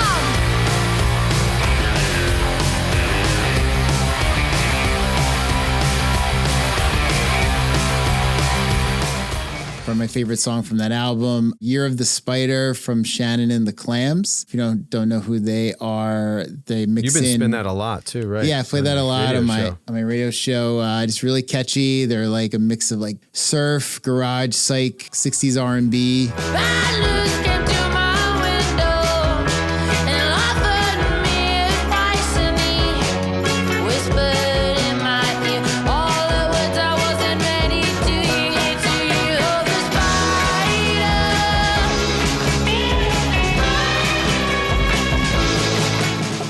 It's very catchy. It's on Dan Auerbach's Easy Eye Sound label. And then this other song that I spin a lot, is this woman, Floor, from, I actually forget what country she's from now. I think Denmark or something. They play very, it kind of reminds me of like watching like Austin Powers, like swinging London, 1965 or something, London kind of music. And there's this, and it's all sung in French, but it's a great song, La Tribu des Trompettes. A very catchy song. Could have definitely been in an Austin Powers soundtrack or something. Une bouche comme une trompette. Ils disent répète. C'est une fête tous les soirs. Ça ressemble à une fanfare. Le nouvel extraterrestre Gogo Baby, c'est le groupe le plus branché de l'histoire. Oui, ils ont. My vinyl, that was actually my vinyl pick of the year, was that Floor. It was re-released. It was originally released late 2020 in Spain on Bickerton Records, but it was re-released here in the US by 6131 Records. Just a beautiful package. The vinyl looks amazing and has like a pink splash thing going on. And the sound is just really, really good. It's just a great album. The other vinyl pick was, speaking of John Dwyer, was one of his side projects, came out in January, Witch Egg, I was looking up while you were doing your review, Steve, and Pitchfork called the album an instrumental jazz garage chimera. So that's a pretty good summary of like what it is, just this kind of avant-garde thing. And amazing artwork really too. Cool. The amazing cover artwork. It kind of glows in the dark a little bit when you've got like crazy lights going on, which is pretty cool. It kind of fits the music. So Witch Egg, Floor, Emil and the Sniffers, OCs, Levitation Sessions in general were all my favorites of the year. Yeah, I feel like this year again I was delinquent in listening to as much music as you guys were and catching up, and I realized as I was going through Rob's list, I definitely listened to more than I remember. Like I definitely listened to the Mad Lib album. Great album. I own like, a couple of the ones that are on there. I just totally forgot about it. I feel like this year, like between having a toddler at home and just the craziness of this year, it like things have just been wiped from my memory. But I know that I bought a bunch of newer stuff this year, which has been I'm proud of, and hopefully next year I'll buy, more newer releases. Though I feel like I went back and bought like 2020 stuff this year. Yeah, that too. Some of the 2021 stuff. So my top 3 albums going to be a little more mainstream than Joe and Steve's. Well, at least 2 out of the 3. My top album this year is the My Morning Jacket self-titled album. I'm a big fan of theirs. I'm disappointed I missed them when they came through New York this year. But this album is like a return to their sound. And as I've mentioned to a couple of my friends, it sounds like a live set. Like it sounds like them doing their live music, much more expansive, jammy songs, but just really great back to basics, almost like My Morning Jacket sound, much more crunchier guitars, some ethereal sounds. It's a really cool record. And for after like the last two Waterfall albums, having been spaced apart by 5 years, I was kind of missing that in my life. And this kind of re-energized my love of them, because it was definitely waning after just being, having nothing for a while.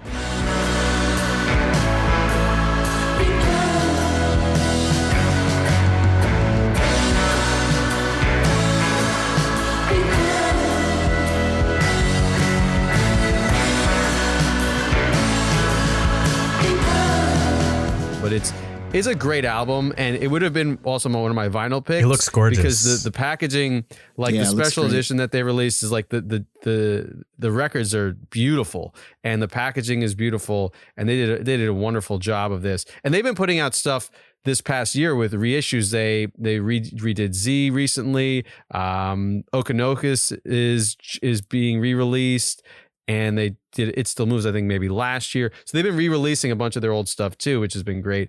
And the live album was also wonderful. But this is just having great new My Morning Jacket music is fantastic. And I was happy to see they made at least a few of the lists on Rob's list, even though, they're probably past their prime in terms of the critics loving them. They used to be really high. I remember back in the day, like their second or third albums were always top 5, I feel like Evil Urge's Securital kind of crushed that. Like it was like Z was their apex, and then because they kind of went a little more like mainstreamish, like it kind of went away. But that's my top album of the year.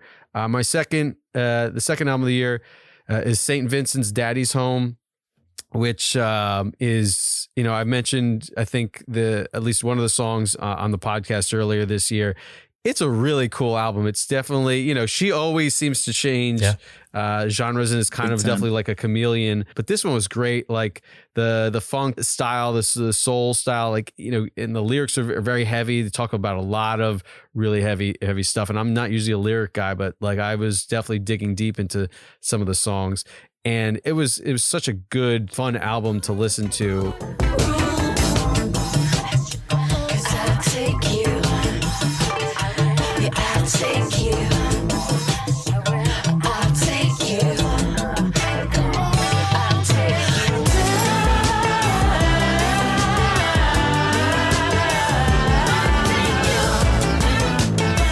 I want to see it live again, because her performances on SNL were but the album came out so much better. She just played, I know, in New York. I was actually thinking, I kept seeing it pop up, my social media, coming up. She's coming. I'm like, I think I should go see this, and then I didn't go. But I loved just that it came more alive than Mass Seduction, which I still love parts of Mass Seduction. Yeah.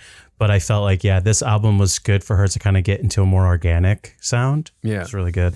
My third favorite album is from this band that I don't think any of you guys have heard of. Maybe they're called the Love Me Nots, and the album is called In Space.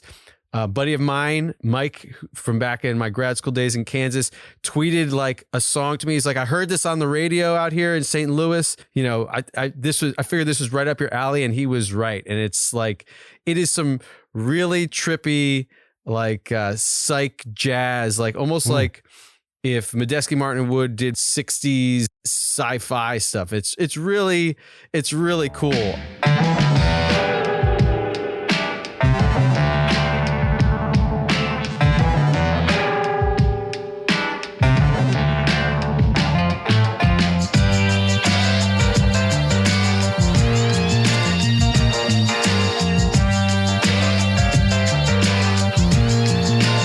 They're out of Canada.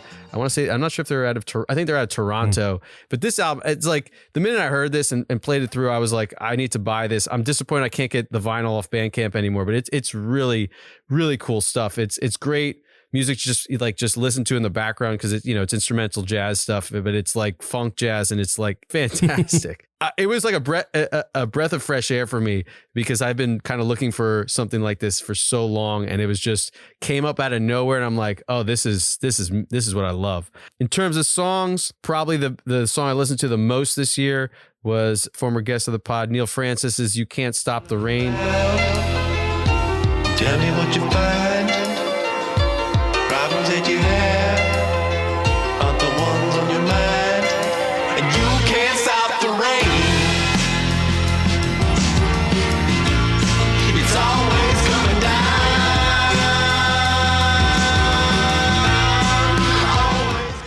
It was definitely different than his previous album, but this was, I think it's the best song on his new album, and it's one of the most fun songs that I've heard all year, and it's a catchy tune. It was in my head for many months, and to have Derek Trucks on there was great too. And it's just a great song. I love the fact that it's starting to get some airplay out here in New York on WFUV. I'm starting to hear it on some of the shows. He had a lot of fun playing it live too. I think they really got into it. Yeah, and it to me, it's like some of the newer stuff doesn't come off. At least it's gotten better over the last few months playing live, but this one has always sounded great live. The next favorite song is one that I mentioned on the podcast back early this spring. The piano player from Dawes, Lee Pardini, from his album that it was a digital release. I think he's going to try to put it out in vinyl, but the song ETA, great jazz. Again, it's definitely more of the funky 70s style stuff he's playing. I think Rhodes or some sort of electric piano. It's great. The whole album is fantastic, and this was definitely one of my favorite songs of the year.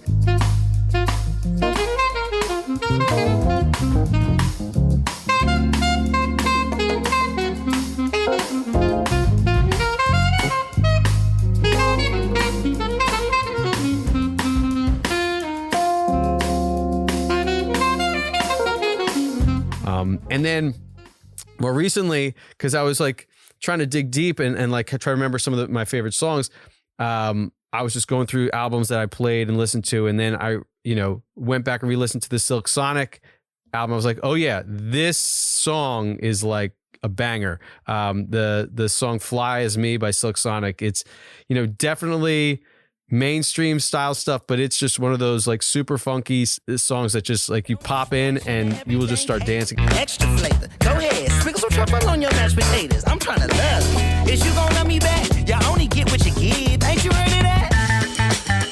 Look here, I don't ask for much. You know what I want. I just want what's fair. I'll bring that.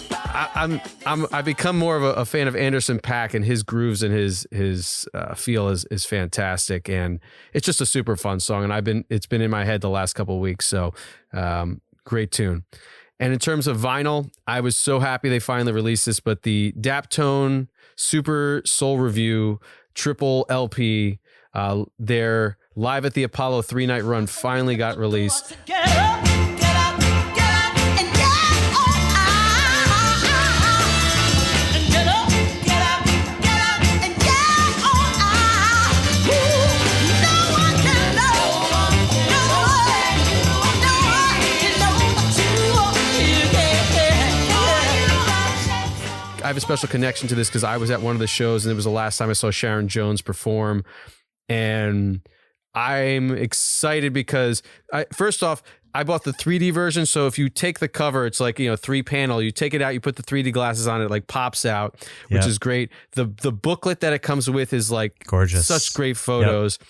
And one of the cool amazing things is in the pictures. Yeah, I'm very jealous. I may have to get it too. It's great. And Steve, you got the Vinyl Me Please version, right? With the blue pressing was, it was in the running for my top because the same thing, just the gorgeousness of the blue. But yours with that rainbow cover, it's all whoever was behind it just did a really good job. Yeah.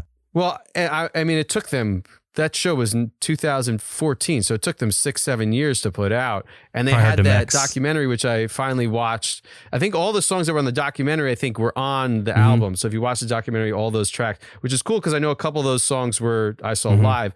And there's even a picture of the show I was at, and you can barely make out. I mean, I know I'm there, but my wife and I, you can see really like you barely can make out our outline, but that's where our seats were because we were right on that first balcony, but we're off to the side. But it's just a great record, and I'm so glad it came out. And I love the fact that I have it. great. Rob, what are some of your favorite albums and songs or whatever you want to mention? Yeah. So I mentioned the Low album was Far Away, my number one, so I won't go back over that. Another album that I think all of you would like and your listeners would like, there's a singer-songwriter named Rosalie. Yes. She's from Philadelphia. Great album. Yeah, she had an album this year called No Medium, which I love. I hadn't really heard of her before. I know she's got a couple older albums, but this one, a lot of it was recorded with the David Nance Group, which is another really great band that has kind of like a Crazy Horse sound. Yes, very Crazy Horse. So, yeah. Unlike, a lot of the sort of women singer-songwriter bands we were talking about, which tend to be a little more folky or a little more chamber poppy, this one has a real nice sort of hard rock crunch to it. Definitely. I really like that record a lot. It was a great sort of Bandcamp find this year. Wish I were better at hiding my hand. Want to protect the feeling before it begins.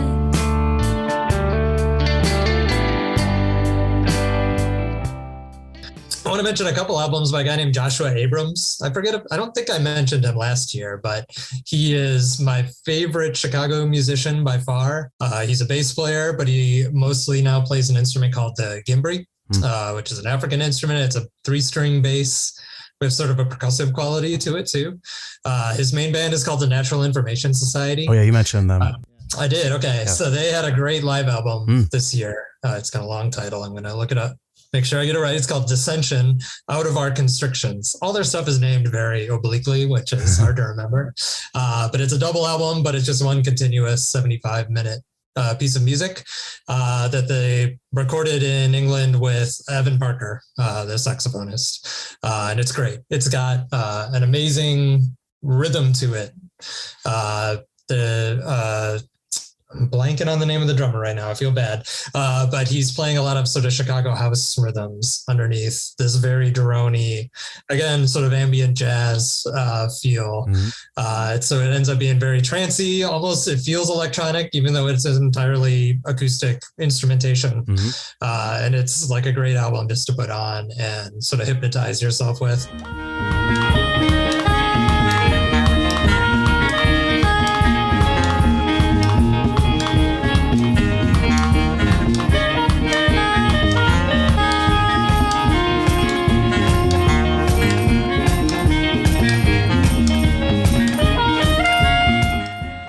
Joshua Abrams also made a record with a drummer named Chad Taylor, who is a Chicago guy. I think he might be in New York now.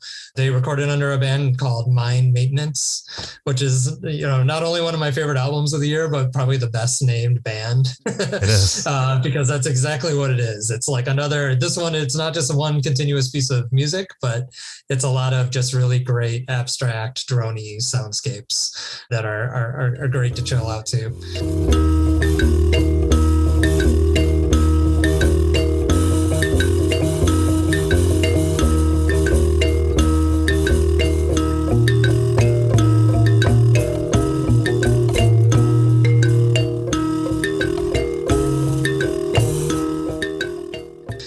Just a couple more I'll mention. I'm a big Chicago guy. I'm a big homer now for Chicago musicians. And he's left for New York now too. But Riley Walker's album this year is really great. I need to Course check and that. Fable. Riley Walker, I don't know if any of you follow him on Twitter. He's a hilarious guy to follow on Twitter. He is a huge Genesis fan, like early proggy Genesis, but has never really made a record that sounded like that until now. He made sort of a tortoisey Genesis style record with these really ornate arrangements that I really love.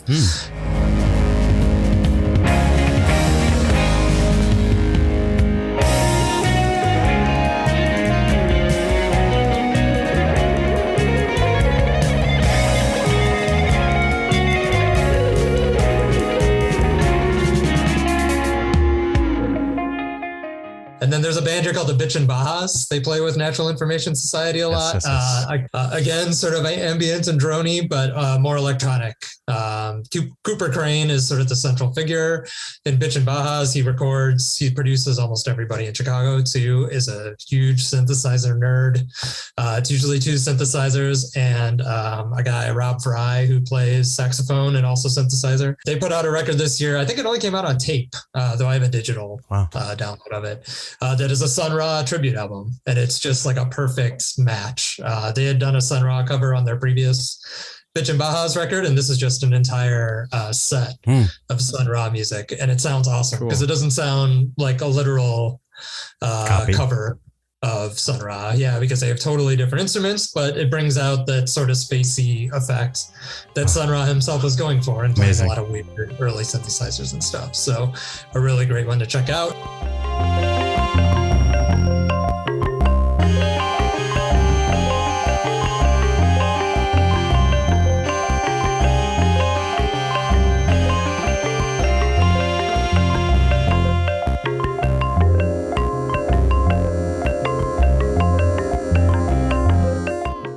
And just one more to mention, a guitarist named Yasmin Williams. She's a solo acoustic guitarist. Came out early in the year, and I think it got forgotten a little bit because it hasn't really shown up on a ton of lists. But her album, Urban Driftwood, is really good. What I like about her, she's doing the sort of solo acoustic, John Fahey thing that a lot of people have been doing in recent years, but she has, I think, a very unique take on it. And again, she uses her guitar as a percussion instrument as much as she does in the sort of standard traditional way. And I think it adds, a really interesting take on this sort of acoustic instrumental folk that I have gotten really into the past few years.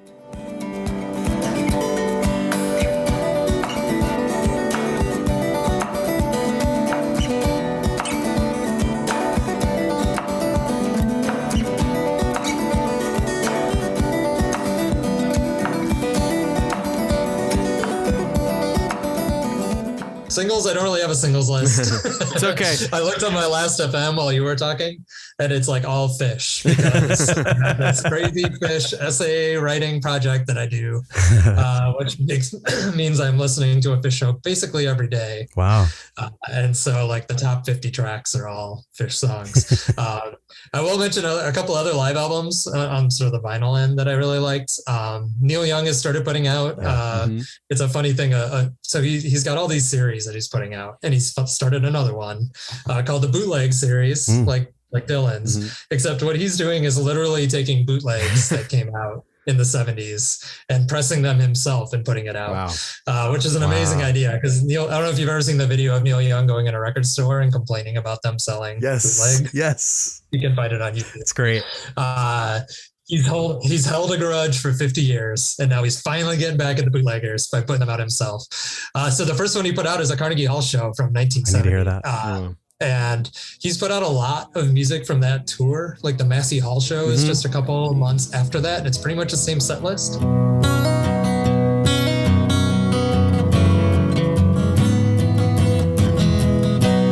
man, take a look at my life. I'm a lot like you.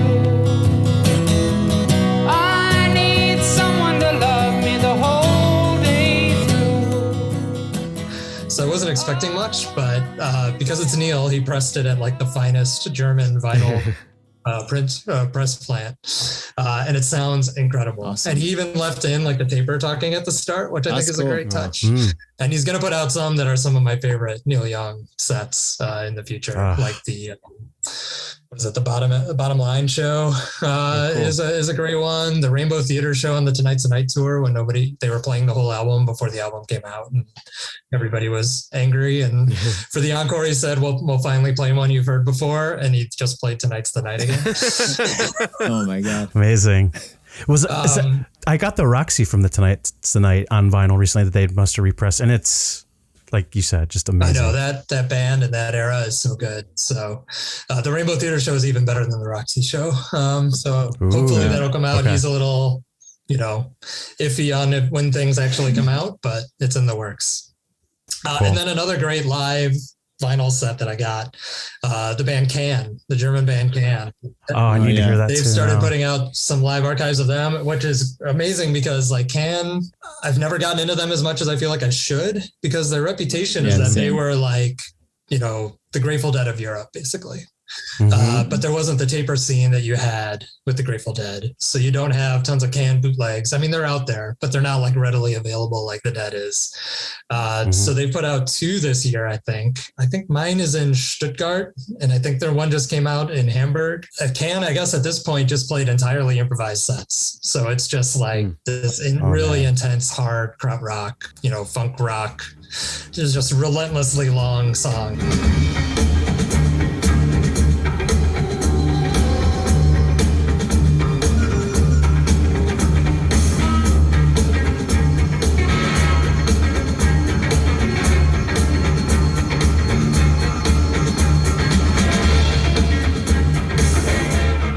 It's a triple vinyl. I think it has 4 tracks technically, but a couple of them spill over sides and things. And it's just a very immersive experience. I'm really glad I got it because I don't know, the pattern you can tell probably is that I like long songs. I like long instrumental songs that I can just kind of like sink into with my headphones on at the end of the day. And I think I liked it those before the pandemic, but it's only brought it out even more.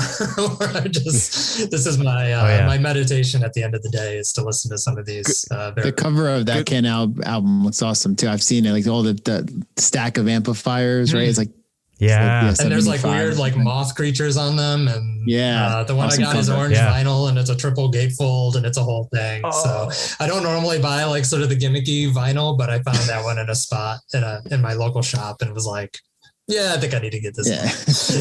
It's like an art piece. Sometimes you need it. Exactly. Yes. But yeah, great to hear recommendations. I mean, the thing I love about this spreadsheet, just to tie it all together, is that, you know, right now I have 537 albums on it from 26 lists.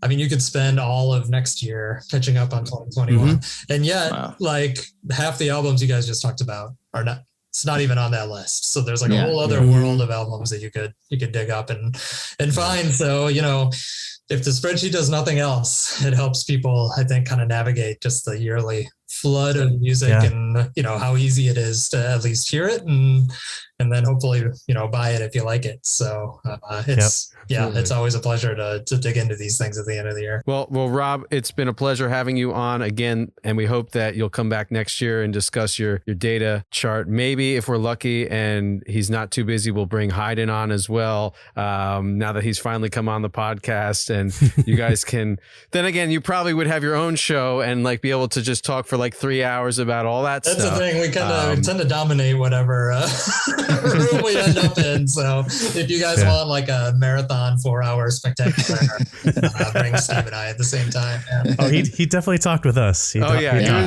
was. We were surprised how long he went with us, but it was great. It's great to see you, man. Great to talk to you. Man. Thanks again for coming on. Thank you so much. We hope you have a wonderful holiday season and a happy new year coming up. And we'll talk soon. You guys too. Thanks so much.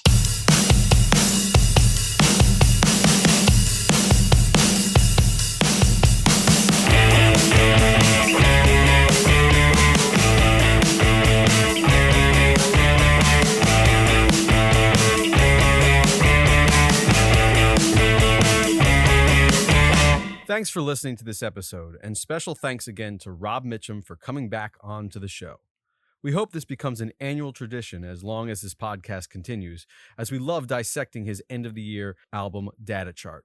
If you want to check out said data chart, you can click the link that is in this episode's description, which will take you directly to the Google Sheet. You can also find Rob's work at robmitchum.github.io. That's robmitchum.github.io. And if you're a deadhead, we strongly suggest checking out his podcast, 36 from the Vault, which he co-hosts with former guest Stephen Hayden. Once again, thanks for listening to the show. If you haven't already, we'd love for you to subscribe to the podcast and tell your fellow loving music dads or moms or really anyone to check it out. And if you like or even love the podcast, we would really appreciate you giving us an honest review or clicking that like button. It really helps us out, and it would be great for us to know that you enjoy what you're hearing. You can also find us on Instagram and Twitter at DadRocksPod, and also on Facebook by searching up Dad Rocks! If you have any questions, comments, or any show ideas for us, or just want to give us a shout, you can email us at dadrockspod@gmail.com. In the podcast description, you can find a link to the Spotify playlist that has all of the music you have heard on the podcast today. Finally, we hope that you had a wonderful and safe holiday season and that 2022 is better for all of us than 2021 has been. Thanks again for listening. We look forward to talking to you in the new year. And remember, dads, you rock.